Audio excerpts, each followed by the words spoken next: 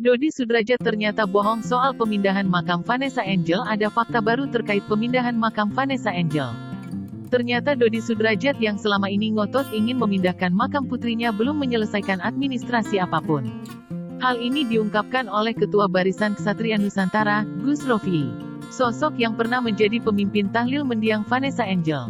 Sebenarnya saya sudah nggak percaya sama Dodi Sudrajat mau bongkar itu, ujarnya dikutip tribunstyle.com.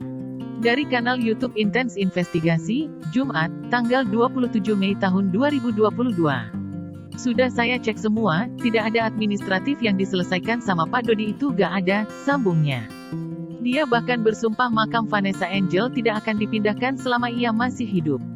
Selama saya masih hidup, insya Allah makam tuh gak akan terbongkar, ucap dia. Saat ini Dodi Sudrajat memang bersungguh-sungguh untuk memindahkan makam sang putri.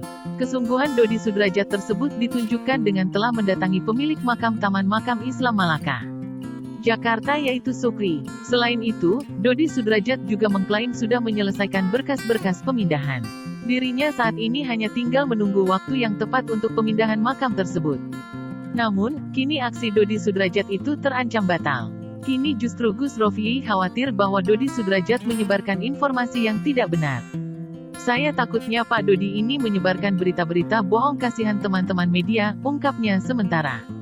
Gus Rofi menjelaskan bahwa pemindahan makam secara syariat agama harus ditentukan dengan alasan yang tepat. Kalau berbicara agama ada persyaratannya, bongkar makam ada alasannya. Misalnya tanah longsor, atau makamnya banjir.